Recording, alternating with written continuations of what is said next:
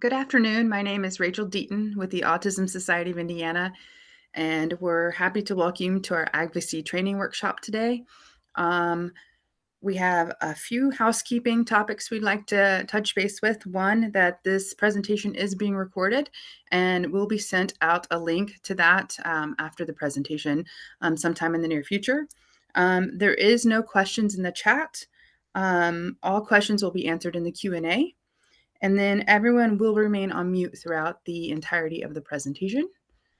I just want to touch base on what our agenda is for the day. One, we're going to have some welcome and introductions to our agencies.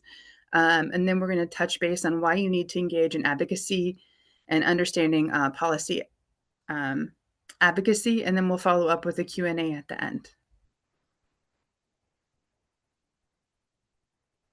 Our organizations are dedicated to really helping you guys bring your lived experience into the political advocacy realm that we're living in right now.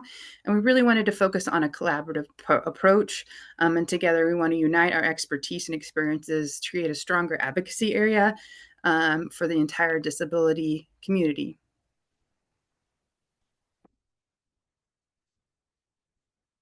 My organization is the Autism Society of Indiana.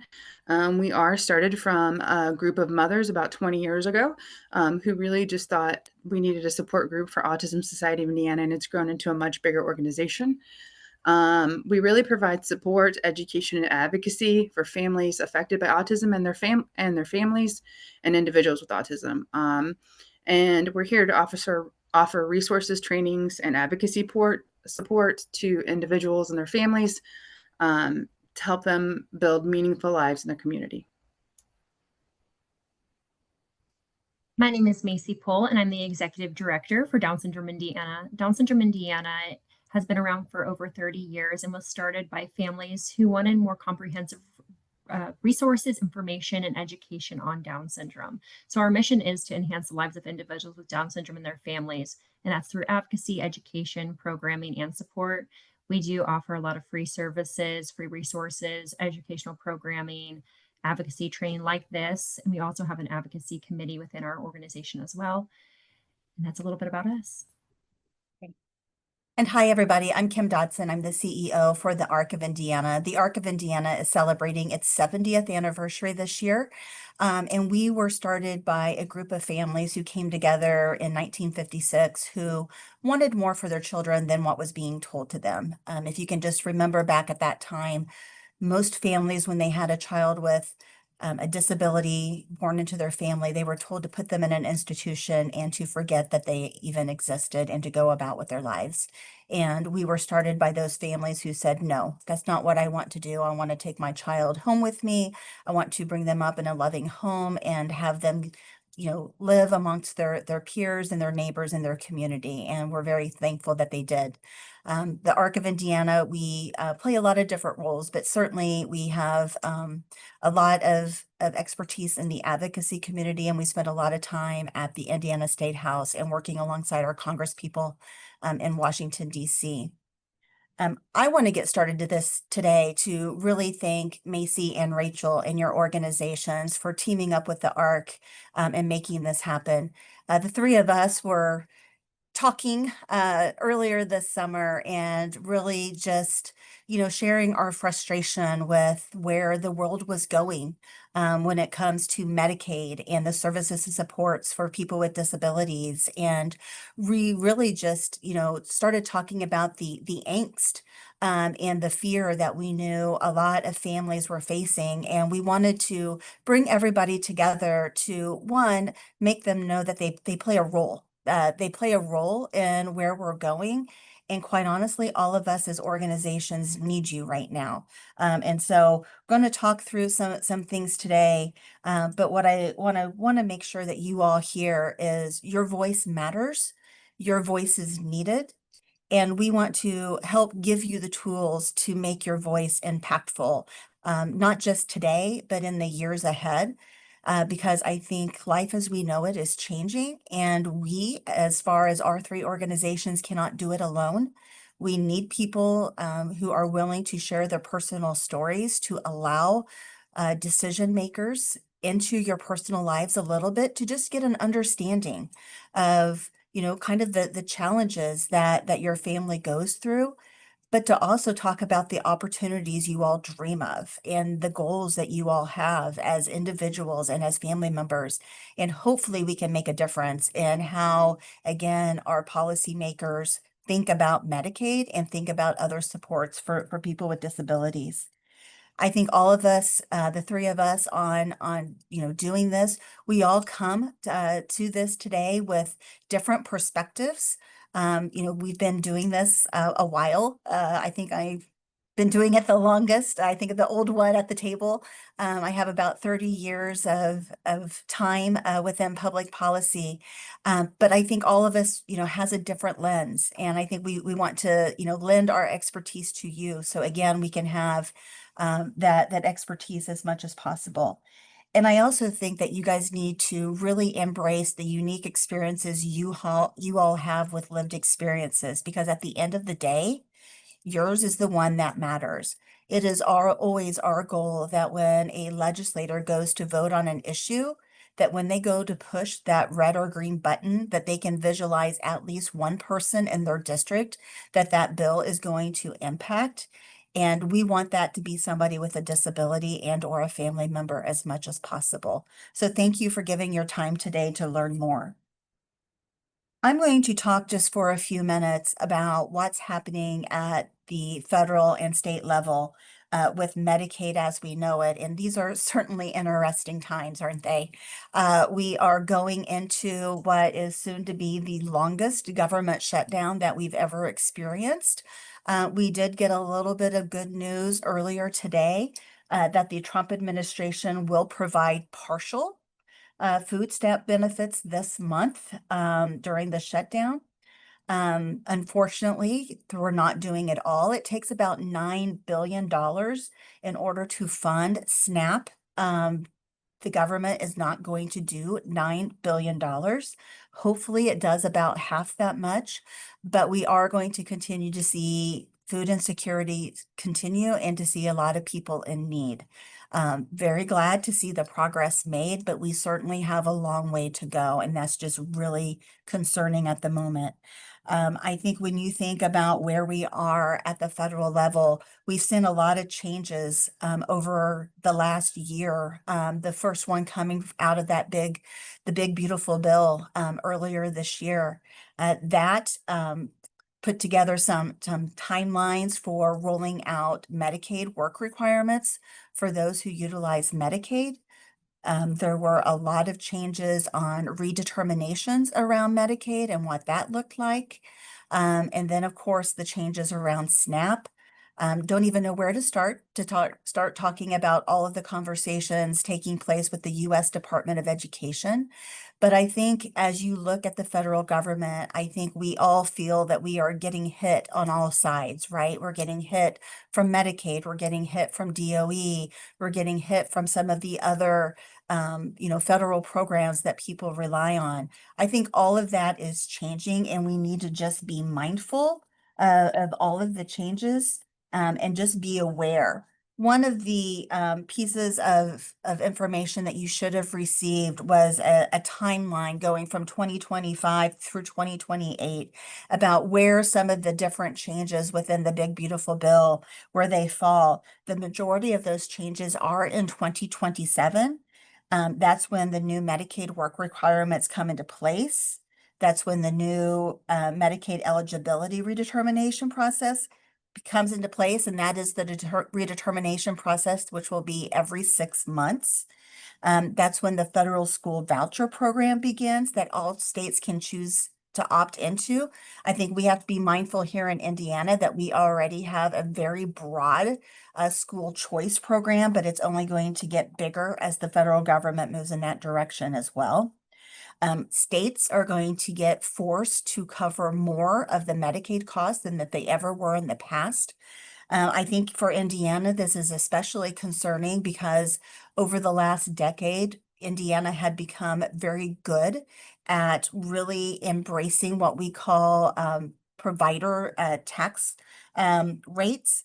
And we will be kind of held to a different standard than what we had in the past. So again, Indiana had really maximized their provider tax rates over the last decade or two.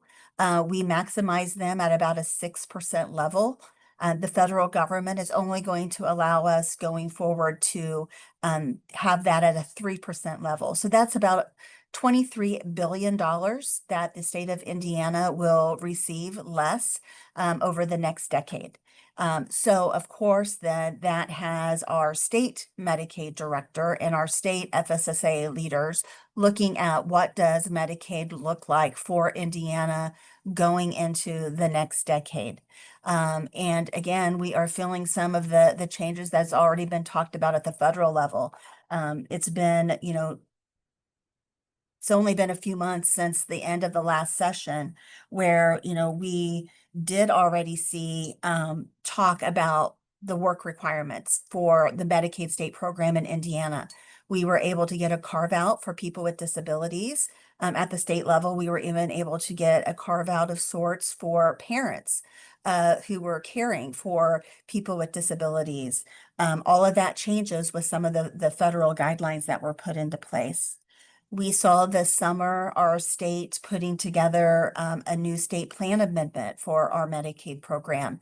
And within that state plan amendment, it put forth limitations on recreation therapy, music therapy, and made some changes with behavior consulting.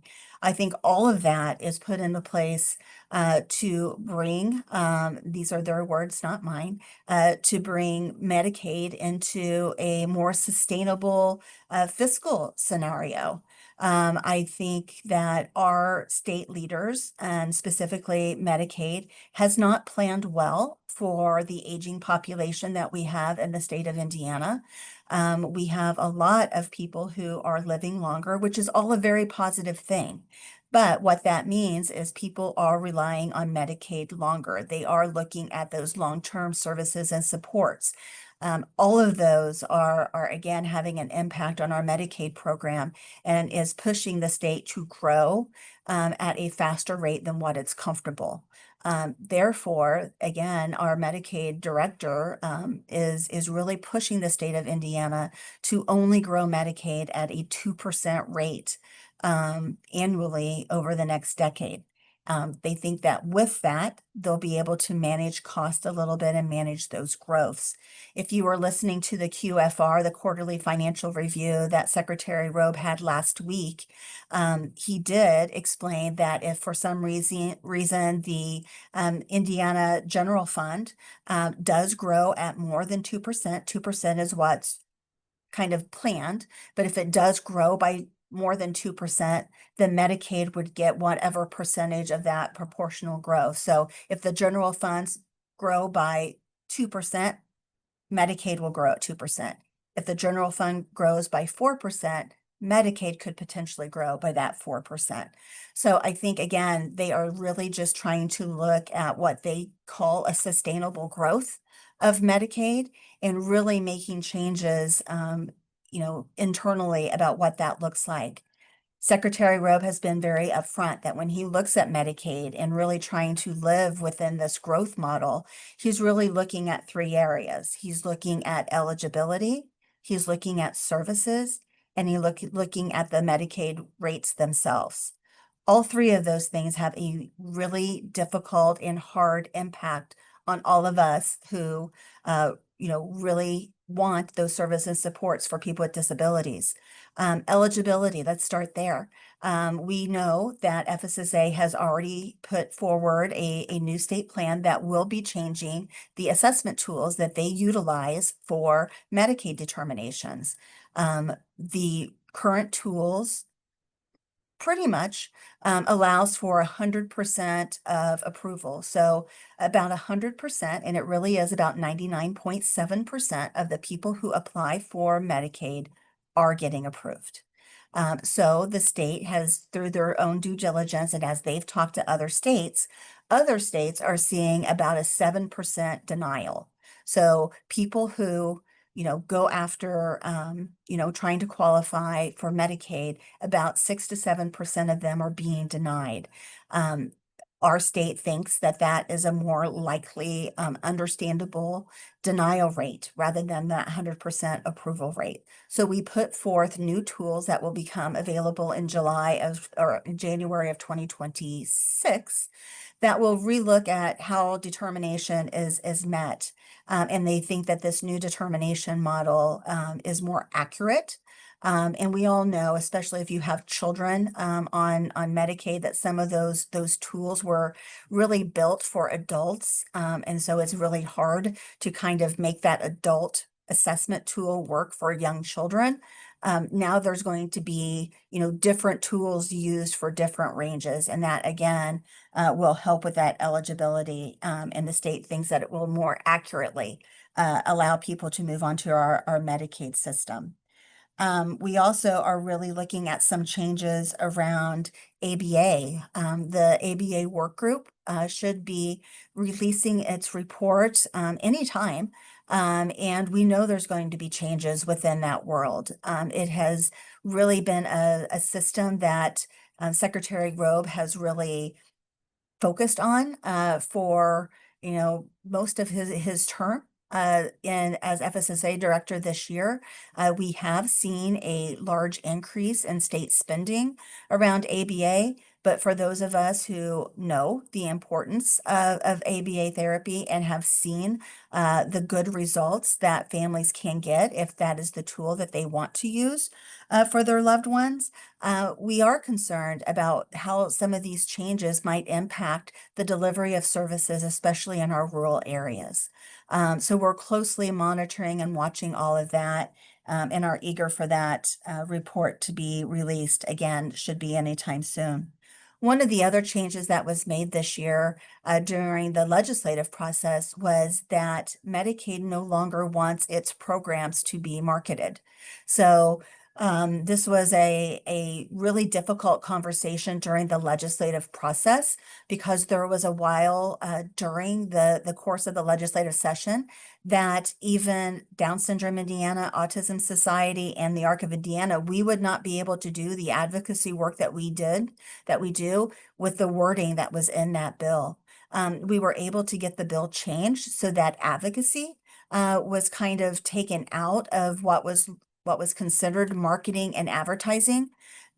But a lot of the Medicaid programs themselves cannot be marketed. And that is, again, one way that the state is trying to kind of control the growth of Medicaid and those programs. Even the MCEs that are engaged in some of these programs are not able to market Medicaid. They can talk more informally. They can talk vaguely about the programs that are available, but cannot talk in detail about how families can sign up for these programs. And so all of that is just another kind of conversation that is going on as how Medicaid is changing.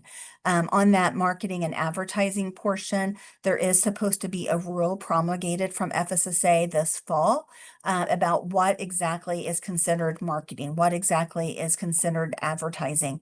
And again, we'll be closely watching all of that and sharing that out as much as we can. I think that, again, we really need to think through, what does Medicaid look like for people with intellectual and developmental disabilities and their families?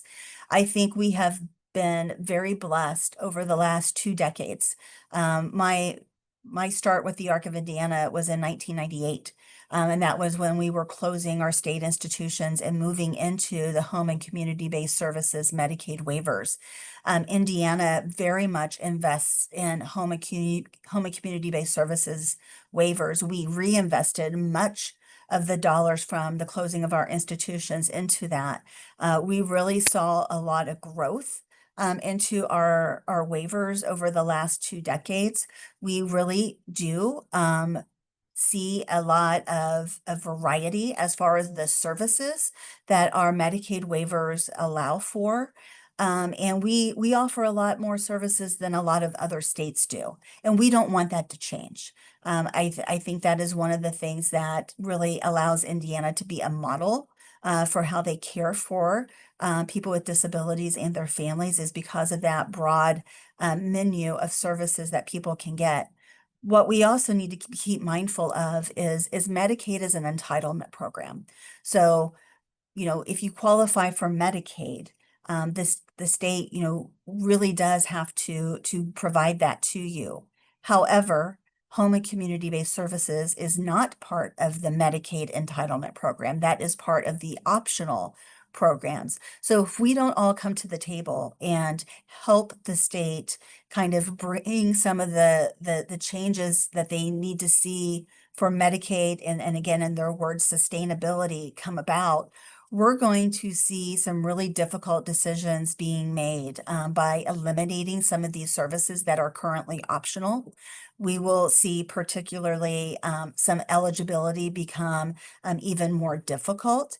And we might even see Medicaid rate cuts cut again. And if you've been involved in this process for more than the last 10 years, you know that we have worked really, really hard to get our Medicaid waiver rates what they are today.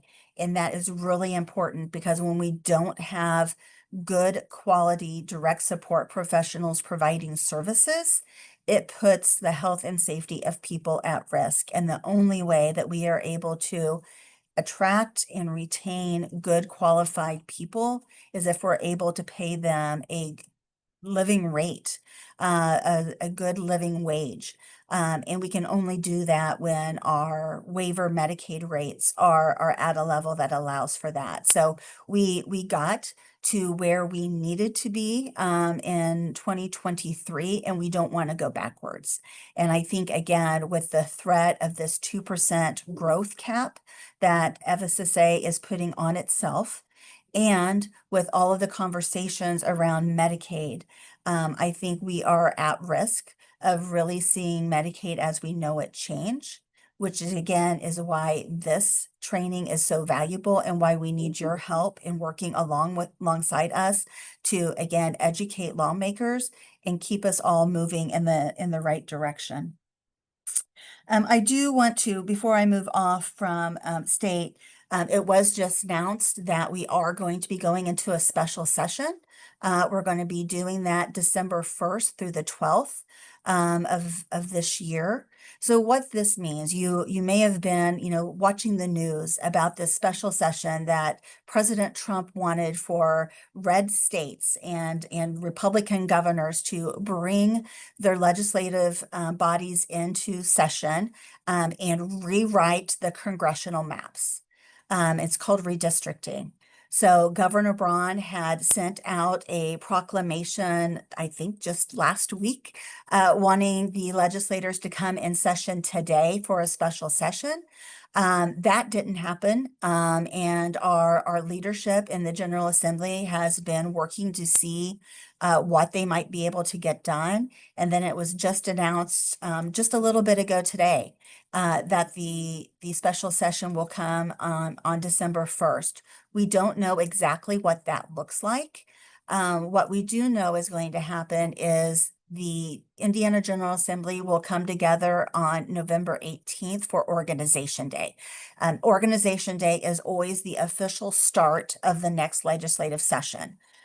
So the special session won't be special in technicality because it will be part of that next session. It's just special because it's happening in December rather than in that customary January timeframe.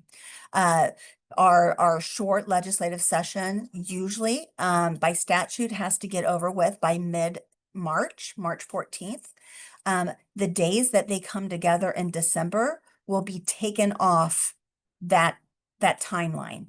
So if they are in session for 10 days, December 1st through the 12th, they will shorten the session that starts in January by 10 days. So backing up since that March 12th date. So we'll be closely watching that. I know we have 2 webinars coming up in early December. Both of those are during the time of this special session. So we will be giving you real life and real time changes as they come. And we really don't know what to expect. We know that redistricting is on the mind of a lot of legislators. We also know SNAP and Medicaid is on the mind of many legislators. So we could see some bills introduced and potentially move during that December session that might impact people with intellectual and developmental disabilities. And again, we'll just be watching that and paying close attention to it and getting you information as much as early as we can and sharing that with you. So stay tuned for all of that. One other thing I'll say before I move on is last week at the quarterly financial review that again Secretary Robe had, there was a lot of focus on long-term services and supports and really leading to the conversation that it is the growth in spending around Medicaid long-term services and supports that is really driving the growth within Medicaid. And it goes back to what I said earlier. Our baby boomers are aging. People are living longer. So people are relying longer on Medicaid and some of these long-term services and supports. And people are wanting services at home rather than in nursing facilities and assisted living facilities. All of that is putting a demand on Medicaid that it has not prepared for. I think as we have these conversations with policymakers and decision makers, we need to make sure that they know this isn't our fault, right? This is not the IDD's problem to resolve. We need to be good stewards of Medicaid dollars and work alongside them to make changes. But at the same time, they do have a responsibility to take care of the state's most vulnerable population. And we need to work alongside with them to make sure that critical services and supports continue for people with disabilities and their families who need them. All of this conversation about people, taking advantage of Medicaid and these able-bodied people who, rely on Medicaid, that's not us when they talk about them. And I think, again, this is why your voice really matters, is because we've got to separate ourselves from some of the other conversation that's taking place around Medicaid and continue to push and let them know the critical services and supports that people with disabilities and their families rely on, that Medicaid brings to us. I'm going to move away from just those updates to talk a little bit about some of the Bill of Rights. Some people call it the Patient Bill of Rights. We have a new kind of updated information sheet that we sent out to all of you called the Medicaid Recipients' Rights and Responsibilities. And I think, again, we know that Medicaid is an important program. And as Medicaid works with people with disabilities, there are some rights that people with disabilities deserve.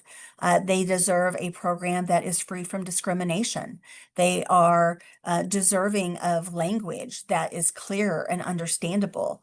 They really need good quality providers to provide Medicaid services to them.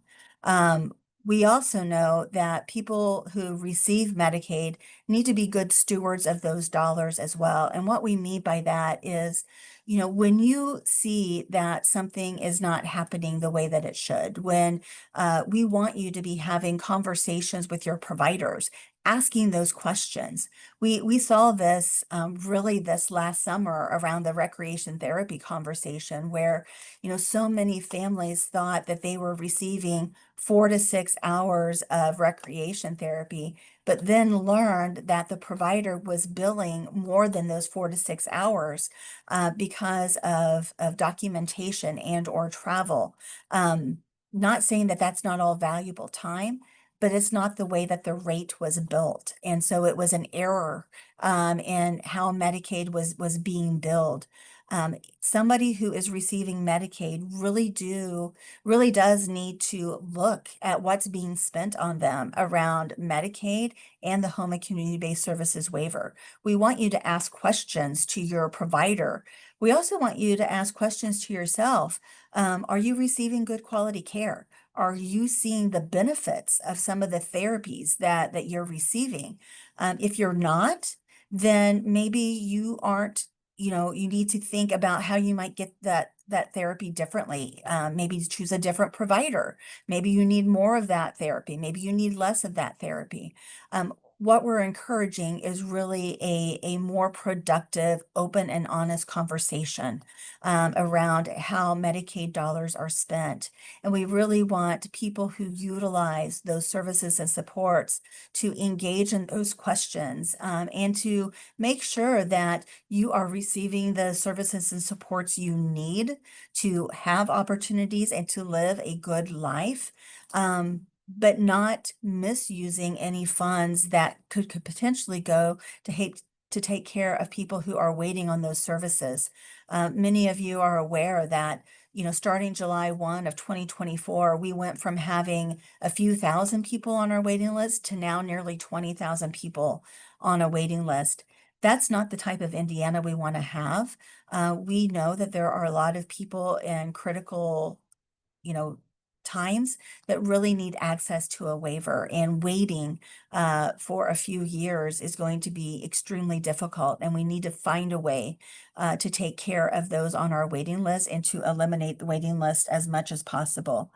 As you go through the Medicaid recipients' rights and responsibilities that we shared with you, please don't hesitate to reach out to us and ask questions, ask for clarification. We tried to write this in the most simplest terms that we could. That doesn't mean that we did. So please, again, reach out to us and ask questions. But we do want to make sure, again, that all of us are working together to build a Medicaid program that continues to go on in time and be there for people with disabilities and the families as we move on. So that, again, the people who need services has access to those services. I'm going to quit with my portion there and turn it over to Macy. Thank you so much, Kim, for not only a comprehensive update, and I just think too the timely updates as well. We've been doing these presentations throughout the month and things are changing week by week. And so I appreciate you outlining what's changed and what is to come. In my portion, we're really going to talk about ways to engage in self advocacy. And the first portion I really want to dive into is how you can engage in advocacy as grassrooted as in your daily lives. I often talk with families and with professionals who are interested in getting their story out, talking to their community members, and they're navigating how can I do that? I'm already struggling with time. I'm dealing with my kids, I'm dealing with all of these things in my life. If there's a time, it is now. As we titled the presentation, the time is now to really tell your story and to advocate, but also engaging in your already rooted team meetings within the community is a great first step to really understand more about how you can tell your story, but also how you can consume information and understand systems better. So what does that mean? So asking about your care plan, whether it's your quarterly or annual meeting, as Kim mentioned, sometimes you don't even know how much you're getting billed, and you really want to dive more into how are things operating between me as a consumer and you as you're, discussing different services and supports. So asking questions, being curious, wanting transparency, these are all ways that you can embed self-advocacy and consuming information in your own life. Understanding billing procedures and cost clearly can open your eyes to how some of these changes that Kim outlined are going to impact your life. And you can be proactive and understand when you do more advocacy in the community, how you can tell your story and shape that to the areas that are going to be changing. And I think one really big piece to this is also requesting clarification when things are not clear. I'm living this as a professional. There are things still I don't understand. Every day there's something new that I'm wondering how will this impact in the process and the services. So I really encourage you all to ask questions. Don't be afraid to ask us anything, even if you think, if that seems so simple, it may not be. And there may be others that are asking the same questions. So that can spark more conversation, and that can allow us as professionals to know, hey, this is a big question that a lot of our families are asking, or this is an issue that a lot of our families are navigating. How can we come together and make things more transparent? I am going to give an example of something that happened recently. So we've had a lot of parents receiving mail indicating eligibility and submitting their income for their Medicaid. There was a lot of confusion. There was a lot of questions. There was a lot of, am I doing this right? Is this the correct procedure? And a lot of families were concerned and worried. They came to us and said, "Hey, this is something that's happening. This is something we're seeing. Our friends are getting this. Can you clarify what's going on?" So we were able to get more information, and we were able to all have a moment of clarity within the systems. But we don't know what we don't know. That's why we rely on our community members as well to bring in what's going on in their lives, what issues they're seeing. So we can also relay that to the legislators that we're speaking with, but also talk to them among our professionals. For us three here, we might have shared and mutual issues that our communities are struggling with, and we want to help. So those are ways that you can engage in your everyday life with self-advocacy and advocacy. Connecting with advocacy groups as well can be a big step, and you're already doing that by being here today and listening to these updates and this information. I think one of the biggest questions I've gotten through these presentations and within our own communities is verifying you're getting accurate information. And I think timely information is big as well. Things are changing day by day, week by week. And we want to make sure that not only you understand you're able to access this information, but also know how this is going to impact your life, your loved one's life, and the services that you rely on every day. So getting accurate information is essential. Now, I like to plug always, the ARC does a great newsletter during the legislative session, and it really outlines accurate information about what bills that pertain specifically. I truly believe that it's so comprehensive to our community members and how they're operating through the legislative process. So I highly recommend, and I don't know, I'm not going to put you on the spot. I don't know if you're doing one for the special, I don't know what the special session will look like, but especially for the primary session, make sure you're tuned into that, because on a weekly basis, you can see where things are progressing. And Rachel will talk more about what those mean, those progress reports per se. But that's a great way to get accurate information and also understand what the language means into the services that are provided. I also like to plug in ways that I personally, as a consumer of information every day, try to do. It can be overwhelming to see all these changes that happen every day and to consume them at the level that they're being reported. So sometimes if it's better for you and sometimes it's better for me, check the news maybe twice a week. You can sign up for newsletters. The Capitol Chronicle is one that I subscribe to, and it helps with local news and local reports as well at the State House.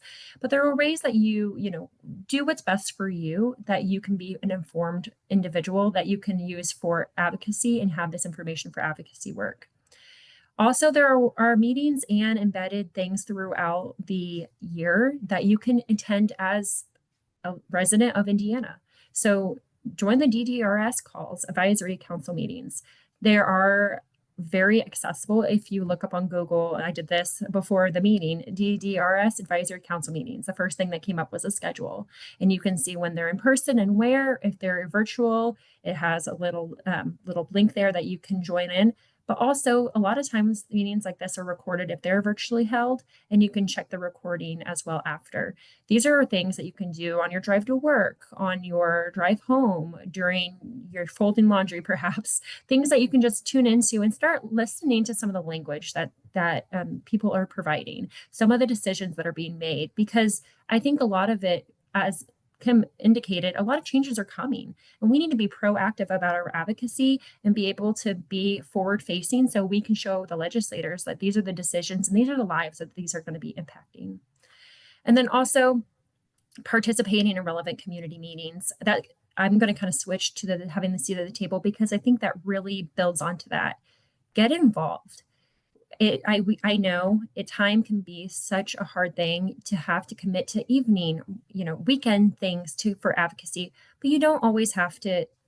There's so many things within your life, within your community, that you can do. Getting involved in local committees, organizations, and councils. That's a huge thing to keep local ties, but also being able to tell your story. Be that person that when someone said, hey, there's a waiver issue I'm having. They've talked about waivers a lot. They seem to be really on top of that. Let me reach out to them and see what they have. By you being a person that people can call on, but also reference back for stories, can be so impactful. Ask your representative the questions that matter most. I think this is one of the most important things on this section, is making sure your representative knows not only who you are and your story, but asking, hey, what's your take on this? I would love to learn more about what you know about the systems, and I can share more about how I use this to help my family and how my loved one not only wants this service, they need this service. It's a need. And so I think having that conversation with your representative is essential, but also meeting the representative where they're at. Special session aside, a lot of times your representatives, especially now, are at festivals, at different community-based parades. They may be at, having just some local programming or local meetings. Meet them where they're at, be that person, because I think that's essential as you go through this self-advocacy process. I personally like to always tell my personal journey through advocacy of I meet with my representative once a year, whether I have an ask or not. Now, do I normally have an ask? Maybe yes. But I like to just check in and remind them that, hey, if you have an issue related to this, if you have a family that's navigating the Down syndrome diagnosis or story, you have my card, you know me. Because I think that's important. Legislators want to build those relationships, and I think that's going to really help through your advocacy journey as well. It's helped through mine. And then the last one is just attending town halls and public meetings. It's kind of what I had mentioned earlier. There's so many opportunities in your area. You don't have to always go to the state house to meet with your representative. You can always schedule a local meeting or a local call. I always recommend meeting in person if it's your first interaction with that representative, because I think seeing your face and interacting can be best. I'm going to actually switch as we're talking more about how to effectively tell your story and meet with your representative. I'm going to shift more into how to be an effective advocate. Your personal story is one that cannot be replaced. I can try to tell family stories, but it does not come across as impactful as it is when you guys tell your stories, when you guys bring your family members and you meet with your representative and say, hey, this is our story. These are the services we need for me to be able to have a job and go out and make a living for my family, for me to be able to have the opportunity to go, to the store, to the app. It's just so impactful for legislators to hear your story and how the services and supports that you need and rely on impact your life. You are their constituents. You're representing their community. So what I always recommend, if it's your first time meeting with a representative, if you're going as a family, I always love families when they meet with their representatives because it's just so much more impactful. We had a state house day last year, and we had representatives that would come and say, hey, is XYZ here? I would love to give their kids, something from my office. That relationship is so embedded that it just makes the whole experience so much more powerful. So I always recommend have a practice sheet that when you go in, this is what I want to for sure get across. Keeping it concise to 2 to 3 minutes can not only keep your key points together, but also if you get nervous or you start, maybe getting emotional, this discussion, talking about your family and talking about potentially things you could lose, it can be a very emotional thing. So always keeping it concise, 2 to 3 minutes at the start, and maybe writing it down, maybe practicing it a few times, talking it, with your family. Does this sound okay? Should I change anything? And then focusing on specific examples in your life rather than general statements. Sometimes I tie things back to my local community. A lot of my community members, they get services at XYZ, and that's what they rely on, and really bringing it to the home of where they're at. Another thing that I always think it's really important is passionate, not professional, or passionate but professional. I think that you have to make sure that you're representing your story in a way that is concise, but also having that personal piece can be so powerful. And keeping it professional can also help you kind of keep those emotions at play before you really get into your story. Because I know I come with parents all the time, and it's so emotional when we ask questions and we dive more into our story, our diagnosis journey, or our services story. So passionate but professional is always a great way to go, and emotional but clear and focused. I oftentimes will bring a folder as well with me. And sometimes if I feel like I may not have a lot of time with someone, or I want them to know more information that I may not be able to get across, I'll bring a folder with me, maybe from some information about, one of our organizations if we're helping support you with that meeting. And it can be some, materials about Medicaid, maybe, because that's what you're talking about. It could be materials about education, maybe that's what you're talking about. But then also having a who it is, a story sheet. I use templates where on Canva where we just have a flyer where it says on the family of, and it has a picture of the family and it has a story and it has some of the main services that they use. The waiver allows me to do this.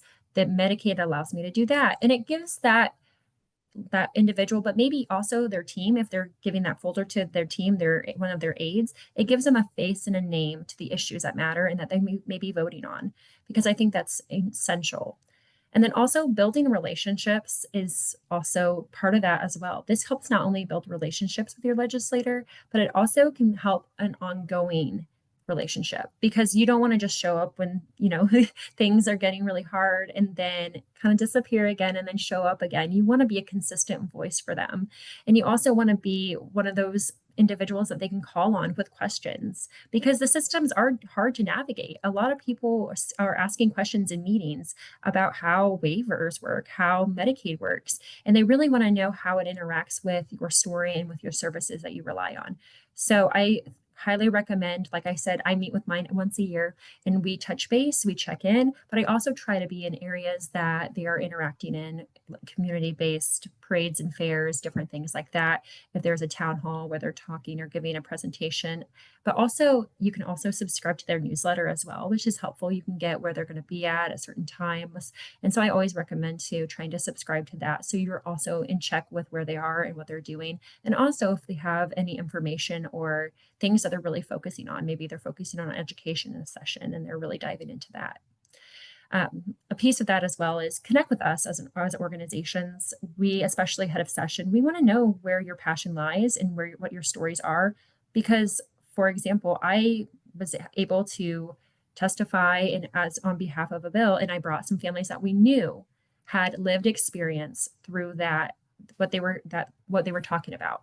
So having them come to us, tell their lived experience to us, we were able to say, hey, this seems like this would be up your alley. Talk to us about it. How do you feel? And they said, oh my goodness, this would be life-changing. I would love to speak on how this would impact my family, my situation. So contact us. Let us know if there's something you're passionate about. Let us know if you're trying to navigate this process and you're having trouble and you want some guidance, because I think it can be a very overwhelming process, especially if it's your first time meeting with a representative. But it's so meaningful. And after the first time, you kind of, say, okay, I can do this and I can continue doing this. So follow up consistently, always thank them for their time, provide updates on what, if they are voting on something you want. Thank you so much. I appreciate your time and commitment and your vote on yes. I look forward to talking to you soon. I think those follow-ups are very meaningful, and they show that, hey, I see that you're working through this. You heard my story and you heard all of us talking about how we really want this to go through. I appreciate your time and I appreciate your vote. So these are all ways that you can not only be an effective advocate, but build relationships and build relationships to the point where your story is the one that they are hearing in the back of their head, like Kim said, when they're doing that vote. Because I think that having that visual representation and that story that they can fall back on and remember can really allow them to conceptualize how these changes are going to impact their constituents and the community as a whole. I'll now go over to Rachel. Rachel, before you get started, we had a question in the question and answer format that I just wanted to clarify. So one of the questions was, what does Macy mean when she says representative? So we are talking about your Indiana General representative. So your state House of Representative person, your state senator, that's who we're referring to as that representative at the state house that represents your local district. And we'll talk about that a little bit more with Rachel. And also just a reminder, if you do have questions, go ahead and start putting those into the question and answer section, and we will start answering those after Rachel's session. Thank you. Sorry. So again, my part of the presentation is the bits that don't usually change a whole lot. They're like the black and white part that it kind of stays consistent throughout every session, every year. At least it's supposed to. Uh, so I'm going to talk about understanding local, state, and federal governments, how they work, and where to go when you have a question or a problem. What level should you check at that level to see, hey, this is where I need to go. So if it's a state level, we're going to talk about state representatives. If it's a federal level, we're going to talk about our congressmen in DC, and we're going to talk about that a little bit more. So first, we're going to hit the local government. That's city councils, county commissioners, mayors, those types of councils. Now, local disability services and programs are offered in there. There's also sometimes like where there's ARC of Indiana. Most counties, I think 40 some counties have ARCs. And so they would be local to your county that could help you with county issues and things that are local. There's a lot of mayor disability councils. There's autism groups spaced throughout Indiana and Down syndrome groups spaced throughout Indiana. So we can not only help you on a state level, but we can also help you get close on a local level to somebody and get more attached to somebody in your area. At a local level, those would be more like accessibility issues. The wheelchair ramp isn't working at this business. I can't get into the library because of accessibility issues. Transportation issues would be some of those deals. Those would be local government level concerns. At the state level, this is where it starts to get confusing because you have the same type of jobs or the same names at a state level and federal level. So there are state legislators, there are state representatives, and state senators. So they are the ones you vote for every 2 years, the representatives, and they represent your area. And they are at the State House in Indiana for sessions. There's two different types of sessions. We have a short session coming up, and then we have a longer session every other year that's more budgetary focused, and we set the budget for the next 2 years. They are the administrators of Medicaid. So they have the Medicaid programs are administrated by Indiana. And so they're the ones who say this is how the programs in Indiana are going to be administrated and work through. So if you have a problem at a state level, you would reach your local state representatives or senators, and the governor is the final vote on that. So he can also veto or sign in a bill into law. So the governor's at the top. And then we have some state disability issue services. So that's like FFSSA, the Department of Ed, DDARS. Those are kind of state run organizations, and they administer funds that are appointed to them or given to them at a federal level. So at a federal level, and I really feel like now that I'm saying this, I should have drawn you a chart, but I didn't do that.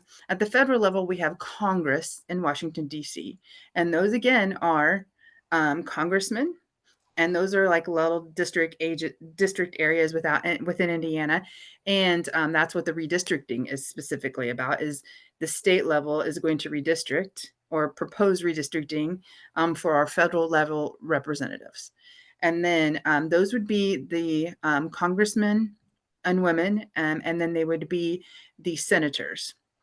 That's the House of Representatives and the Senate. And then on top of that, you have the administration, which is the presidential administration, the the executive branch of the government. So now what they do is they say, this is what we're going to do at a national level. This is how we're going to appropriate funds. So they take all the money, all the taxes that are paid by the taxpayers, and they decide where the funds are going to be put in different programs. And right now they're saying a lot of this funding should be covered by the states, and a lot of decision making should be done by the states and not at a federal level. So they're pushing that onto the states, and the states would be making those choices and having to make up those funds, and the federal government would no longer be covering the cost of a lot of Medicaid programs, which is where we're coming up with that concern at a state level for the funding and the future of Medicaid, is that we're not sure that the federal funding is going to be supporting that anymore. And it was already ballooning to a lot. So we are really hitting it with two different problems. We're lack of federal funding and then a ballooning cost. So what we want to talk about is like, how do we get disability programs to still be reimbursed by the federal government and then also by the state, because the state matched those funds. And then you really need to focus on, if you're talking about funding and reimbursement rates, you might want to talk about federal levels and helping the states fund those programs. But then the state government also has to say, these programs are important and we're going to keep them even if we have to cover the cost. So those are some things to consider that are really important to understand where you have questions. And again, all three of our organizations would be able to help you find the right legislators if you do have those things. And so if you want to make a strategic approach, say, I'm concerned that Medicaid is not getting the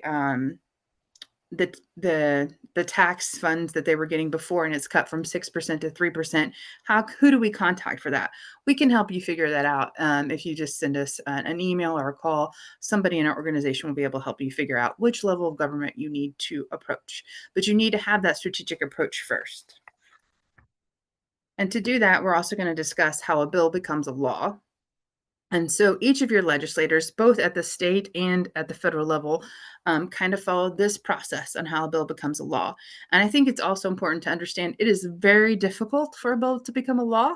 It is like really low percentage that a bill is going to become a law. And if it is, usually a lot of people add stuff on to get what they want by the time it's at the end. So everybody gets a little bit of something by it gets to the end. And then in reverse, though, it's also really hard to make a law. Like to get rid of a law, you have to make a bill to get rid of a law. So you have to kind of go the opposite way. So once a law is put into effect, it's really hard to dismantle that law and really get rid of it. So a bill is really introduced by a legislator into a committee. Each House or Senate representative at each level, state and federal, are assigned committees. These are different types of committees that help them find what they're good at. And we're going to go into an example for an address and look up a legislator and what committees they're on in a few minutes. But just for example, our Senator Young, is in the Small Business Committee, Entrepreneurs Committee. So, for example, if we wanted to get a tax break for employers to hire individuals with IDD, we would go and say, hey, Senator Young, can you put this bill forth for this tax break for small businesses to hire these individuals? And we would maybe come up together with this bill to be introduced into committee. Then it would go into committee and everybody would review it. They get to change it. They get to add things. They get to take away things, or they could just never listen to it. They could table it, hide it, and it would just die. So the bill dies before it's even heard in committee. If they decide that it's not even important and we're not doing it, it's never even heard. And the committee can really the committee members have a lot of power because they can also add things to it that will kill it, or they can take things and add to it to make it better.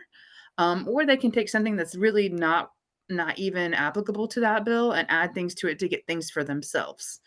So that's really hard because it really is even hard to get out of committee. Then once it's out of committee, let's say it's out of the committee, out of the House of Representatives, and then it's voted on and it passes that, then it has to go to the Senate committee. The Senate committee also has to do the same process for the same bill.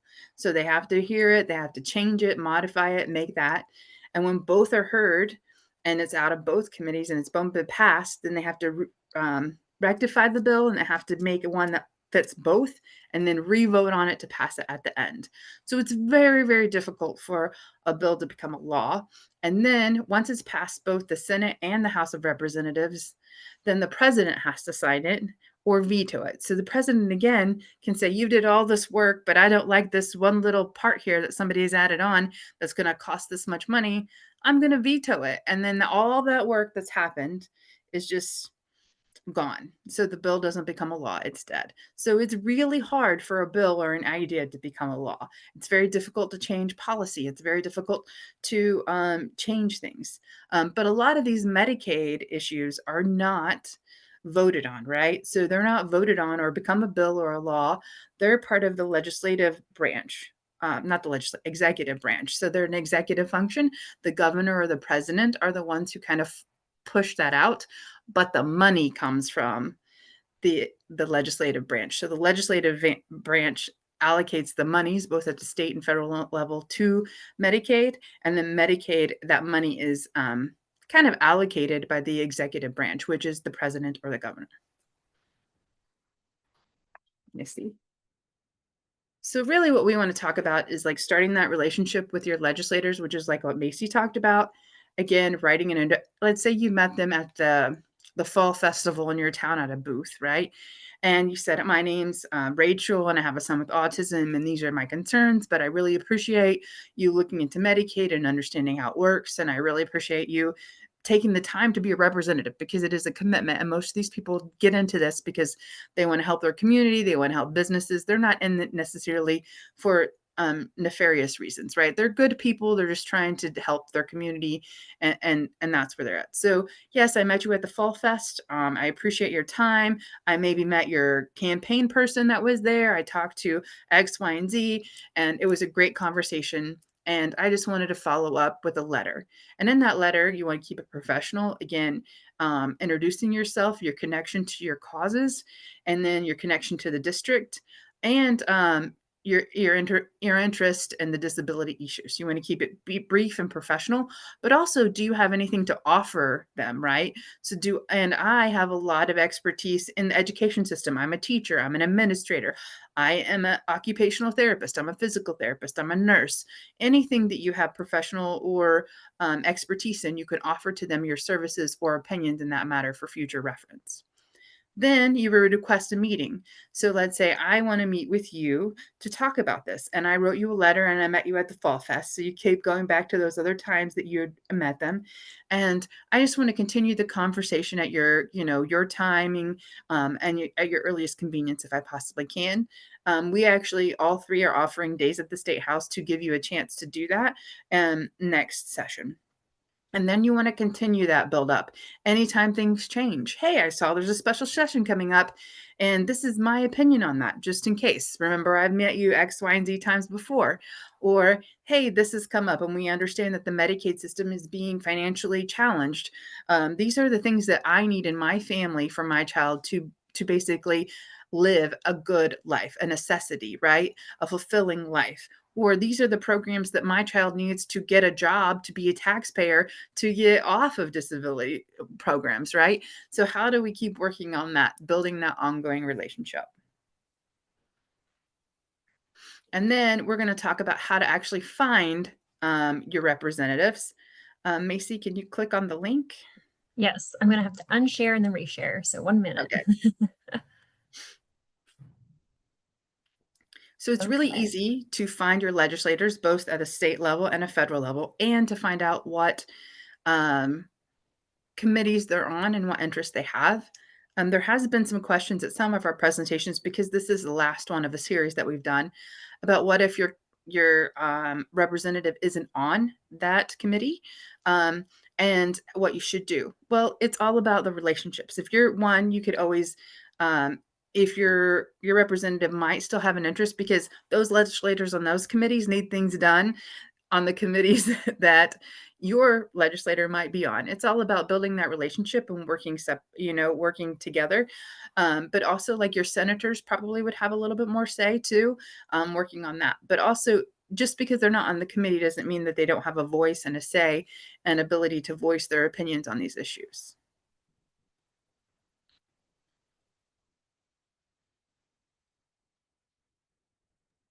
Can you see Find Your Legislator webpage? Yeah, so this is the Perfect. Find Your Legislator webpage, and she's typed in the address, and then these are the representatives for that area. So the state senator is Andrea Hunley. The state representative for that area is Gregory Porter. And your rep is House Rep on a federal level is Andre Carson. And then your senators are Todd Young and Jim Banks. And then let's go click on the Representative Gregory Porter, and we can see what committees he's on and what legislative he supports. So he supported some Alzheimer, and we went to committees real quick, but so he's like right there at the very beginning, Alzheimer and disease and dementia education. So those are some of the things that you can see what he's interested in, right? And where he's voted and what he's thinking about. Medicaid for incarcerated individuals is on there. So you know that he's probably in tune to our causes. And then you can go to the committees. And then he's on Ways and Means. So he's the ranking minority member, which means he has some power. But Ways and Means is the money. It's it's the budgetary issues. It's where the money is. That's a very important committee to be on. And he would be a person that you would want to have a discussion with about this. Public health would also be very important to us, and insurance. All three of those are very good committees for us to understand and be really discussing with Representative Porter about. So that is the way that the system works. You can really talk about that, and then you can contact his office. So you really can put in your information, and you can find them. You can share your opinions. They often have like emails you can contact them, phone. Right here's the phone number. I often look up in session who their legislative aides are, and then I email the legislative aides, not just their district email, but I email the legislative aides. You can sign up for their newsletters so you get local information that he's putting out about his concerns, what he's saying. And so then again, they can see, hey, they're on my newsletter. They're really concerned about what's happening. And so that's a great way to also notice that. So that's really important things to look at when you do that. And then we're going to really stop recording the presentation now because we are done with the informational part. And then we'll take all your Q&A that you have if you just put them in the Q&A.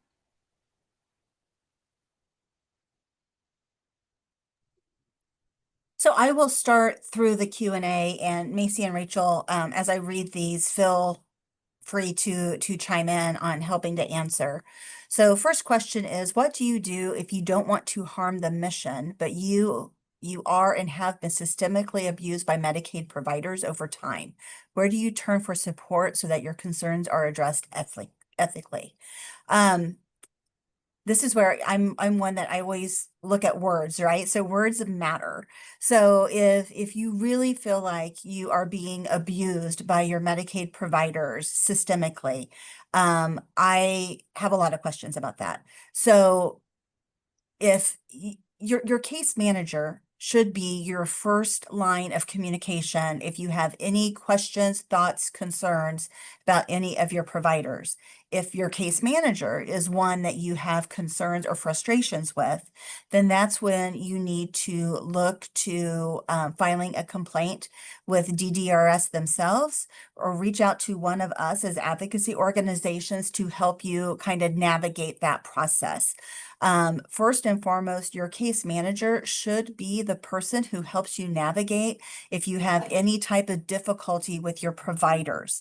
If you are not having success at your team meeting level and you need additional support, reach out to advocacy groups so that we can help you navigate that, because that should not be happening. You can't let that continue to happen, and we can kind of help you along in that process. I know that's difficult. Anything else that you guys want to add to that? I think the retribution part is really important because I know that people are scared that they'll lose services because they have complained. But really, I think that sometimes your complaint is probably one of many. And Yes. so we need to think about that and think about how we can make the services better for everyone involved. So it's probably just not a you problem. And so I think that that's important, not to hide your voice, but also sometimes discussing it with a case manager or an advocacy group. A social worker will be able to help you understand what is really happening and maybe how to help. Very good. But that fear is really important, like to get over that fear, because you can help other people probably are experiencing the same situation. Yeah. Well said. Well said. Next question is, what verbiage can be used when you need clarification so that an aggressive undertone is not perceived when talking to Medicaid providers? I think kind of approach this like you would anything else when you're meeting with somebody and may have a difference of opinion. You just make sure that you are, using a tone of voice that is more collaborative rather than accusational. So maybe just say, I'm sorry, I don't read, my budget every day. Can you explain to me, what does this mean? Can you explain to me, how much, what does this difference mean? If you use it in a way like that, where you're asking them to help you understand, then one, maybe that will resolve your issue, right? Your question or your concern that you have. If at any point, and again, I'm going to go back to that provider billing question, right? If you thought that you were receiving 4 to 6 hours of any one therapy, and you see, during your team meeting that the provider billed for more than that, then that is a perfect time to say, walk me through this because I thought I only received 4 hours of behavior consulting, but I see that you're billed 6. Why the difference? And if they say, well, that's because I, needed to get billed for documentation or training, then you can just say, it was my understanding that that was already built into the rate. And you can even just say, I'm not being accusational. I'm just trying to understand and educate myself. Nobody can get upset with you for wanting to understand the services and supports that you are receiving and the money that is being spent on your behalf. If somebody does get upset with you, I think that again goes back to Rachel's comment just a few minutes ago, that you're probably not the only one who's having these same questions and concerns with the provider. And that's when you need to look elsewhere for help, and either through us as advocacy organizations or to DDRS directly. And I would say too, it doesn't have to be only when there's an issue that you want this transparency. You should make it, and I want this transparency all the time because I want to understand and I want to be a better informed consumer and I want to be a good steward of these funds. So I highly recommend you make that a precedence with your case manager and with the individuals on your team that you want that transparency and you want to know all of this so you're a better steward of funds and that you can understand the systems better. And I would piggyback on that, saying that transparency with I am not good at communication. A lot of my individuals on the spectrum that I represent, or people with IDD, might not be able to express their emotions or have a conversation in a way that a lot of people might take it offensive. So I always say, let's have a conversation about that first. I need to communicate something with you. This is how I communicate, and I'm sorry. I'm not trying to be mean. I'm trying to be direct. I understand that sometimes my emotions and inflections might cause difficulty or come off one way. I have no intention in that. My intention is I have a problem and I need help, and this is the only way that I communicate. And I'm sorry, it's not like what you expect, but it is the way I do it. Customer service and in general is kind of um, lacking now. And so sometimes it's not your communication, it's just the way that the conversation, nobody wants to be called out for the way that they're behaving or how the organization is run. But I do think sometimes when you have that conversation at the beginning is, I'm trying my best to communicate and I've been working on this my entire life and this is where I'm at. But please have patience and time with me and be transparent about that from the beginning helps that conversation in the long run not be adversarial. Very good. Thank you. Another question is, does it matter if you are neutral? For example, what if you are not a Democrat or a Republican? However, you are very community involved and community driven. I love this question, quite honestly. And what I would say is it's fantastic to be neutral. And quite honestly, when you reach out to your legislators, they shouldn't know or care if you're a Republican or a Democrat. It doesn't matter. They are voted to be your representative at the state house. And really, we really encourage that whenever you communicate with a legislator, don't talk to them in a way that threatens your vote. Or threatens that you will or won't vote for them. So I would say don't bring party into that conversation at all. The most important thing is that you're a constituent and that you live in their district and you're paying attention to what's going on. And they have a responsibility to keep you informed and to communicate with you. So it doesn't matter if you're neutral, Republican, Democrat, Independent, whatever party. Please communicate with your legislators because, again, it is their responsibility to communicate with everybody who lives in their district. Yeah, Anything to add to that? Yeah, and I would say these issues impact everyone, regardless of your party. These are issues that someone on Medicaid, someone that might have a disability on a waiver, someone who receives special education services. So these issues are not singularly one party or another. So I think this, like I said, I love this question because you have to go in with an open mind and an open heart when you're in these meetings and be able to meet them where they're at. There might be some education there too, and just be open to the conversations. And I would say I am an issue person, and most people in the disability world are issue advocates. They're not party advocates. I don't vote on that way, and so I don't advocate for that. I advocate for the issues that are affecting the people that I represent, and so that's the thing. You have to vote as or advocate as an individual for the issues that affect you. These are not party issues anyway. Mostly, most of the representatives support disability services. It's just, where do the funds come from? That's really where we get to these problems, right? And so they don't understand that disability and Medicaid for the individuals with disabilities, just like Kim was saying, is a different bucket than that bucket of income-based Medicaid. And so we have to kind of sometimes educate about that. And you as users of the system could also educate about that. So again, not party lines, but issue lines. The only thing I'll add to that before we kind of move on, that was our last question that we had. Okay. But we are really fortunate to have at the Indiana State House a lot of champions for our issues. And we are really lucky to have Republicans, Democrats, senators, House of Representative members who seek out our issues to advocate for, to introduce bills on behalf of. And so we're really lucky. I can really count on one hand how many legislators don't necessarily get involved with our issues. And that's just because they're, very engaged on other issues. It's not because they don't care. So I think we're very, very lucky. So again, all of that should just, encourage you to reach out to your legislators, even if they are, they do think differently than what you do philosophically. I'll continue to watch the question and answer questions Okay, perfect. as you go through this. Yeah, so next steps. First of all, we want to thank you all for coming and staying engaged. It's now more important than ever that we have stories and individuals at the State House advocating, telling their story, and being in tune with what's going on. Connect with us would be wonderful. Like I said, you can connect with any of us on this call.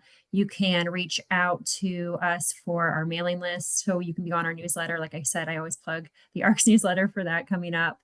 Attending webinars and training sessions just like this. We'll, at the end of this slide deck, we'll have the upcoming trainings that we talked about early on. That'll be during the special session. And also connecting with us on social media. A lot of us do action alerts, and when there's more timely action where you need to talk to your representative and tell them to vote yes, tell them your story and amplify an issue that's coming up.